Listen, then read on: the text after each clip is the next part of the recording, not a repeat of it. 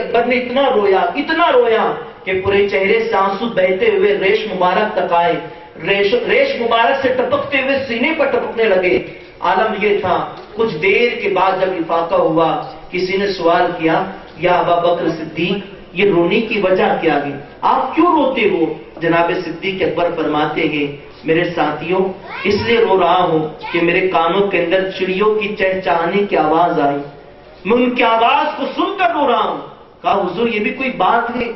وہ تو چہچہا رہی، آپ رو رہے ہیں۔ فرمایا سنو، اس لیے روتا ہوں کہ کل قیامت کے میدان کے اندر جب ان چڑیوں کو اٹھایا جائے گا تو ان سے ان کے عمل کے بارے میں کچھ نہیں پوچھا جائے گا، ان سے پوچھا نہیں جائے گا کیا عمل لے کر آئی ہے، کون سا عمل کر آئی ہے، انہیں تو مٹی بنا دیا جائے گا۔ لیکن میں اس لیے روتا ہوں، جب قیامت کے میدان میں کھڑا رہوں گا تو اللہ صدیق سے اس کے عمل کے بارے میں پوچھے گا، اس کی صبح و شام کے بارے میں پوچھے گا، اس کی زندگی کے بارے میں پوچھے گا۔ اس دن کو یاد کر کے روتا ہوں۔ سوچو ذرا، کیا کبھی ہمیں بھی رونا آتا ہے؟ ہاں آتا ہے۔ کب آتا ہے؟ جب مال چوری ہو جائے، جب نقصان ہو جائے، جب گھاٹا ہو جائے، پیٹ میں درد ہو تو روئے، کوئی بیمار ہو جائے تو روئے، مال سے جدائی ہو تو روئے۔ پیارے آقا کی پیارے دیوانوں، کیا کبھی نبی کی محبت میں بھی روئے؟ کیا کبھی اللہ کے خوف میں بھی آنسو گرے ہیں؟ کیا کبھی قیامت کے دن کو بھی یاد کر کے رویا ہے؟ کہ کبھی اپنی قبر کو یاد کر کے رویا ہے؟ کبھی نہیں۔ وہ عثمان غنی تھے، جب قبرستان سے گزرتے تو قبر کو دیکھ کر اتنا روتے کہ صحابہ بیان کرتے ہیں کہ ان کے رونے کا عالم یہ ہوتا کہ کئی گھنٹوں تک روتے، پھر ان کو دیکھ کر جتنے ہوتے سب رویا کرتے۔ کسی نے پوچھا تھا، یا امیر المؤمنین عثمان غنی رضی اللہ تعالیٰ، آپ قبروں کو دیکھ کر اتنا کیوں روتے ہیں؟ عثمان غنی فرماتے، میرے ساتھیوں، اس لیے روتا ہوں کہ یہ دنیا کی آخری منزل قیامت کی پہلی منزل ہے، جو اس منزل میں پکڑا گیا قیامت کی ہر منزل میں پکڑا جائے گا۔ عثمان اس لیے روتا ہے کہ کئی اس قبر کے اندر اس کی پکڑ نہ ہو جائے۔ آج تو ہم بڑی بے خوفی کے ساتھ زندگی گزار رہے ہیں۔ آج حال یہ ہے، ہمیں نمازوں کے لیے وقت نہیں ملتا، لیکن گوٹوں کے لیے، کرکٹ کے لیے، کھیل کود کے لیے بڑا وقت ہوتا ہے۔ مسلمانوں، صرف جلسے جلوس کے نام پر اپنی پہچان نہ بناؤ، اس لیے کہ یہ دور ایسا پرفتن دور ہے کہ لوگ نمازیں دکھا کر ایمان چھین رہے ہیں، لوگ تسبیح دکھا کر تمہیں نبی کی محبت سے دور کرنا چاہتے ہیں۔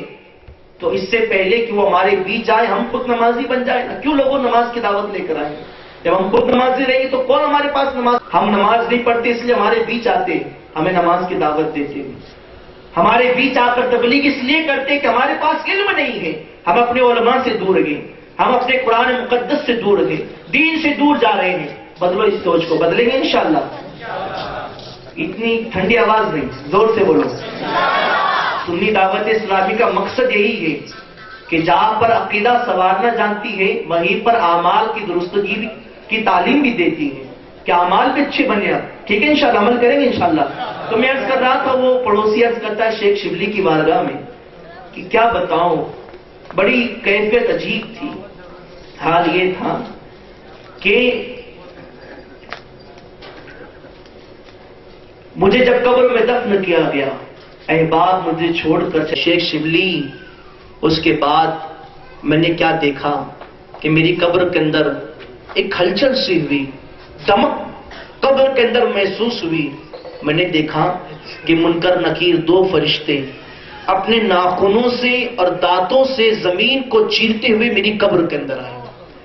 منکر نکیر، یہ موت کے فرشتے، یہ قبر کے دو فرشتے ہیں، سوال و جواب کے لیے، سوالات کے لیے آتے ہیں۔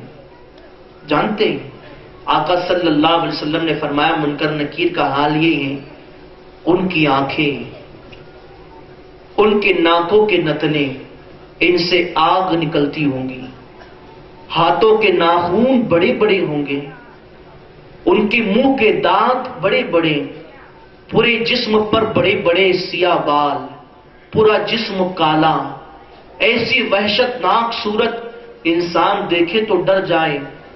وہ شیخ شبلی کی بارگاہ میں عرض کرتا ہے کیا بتاؤں، جب وہ فرشتے قبر میں آئے، ایک پیر رکھا، پوری قبر ہلنے لگی، قبر کے اندر دمک ہوئی پیدا۔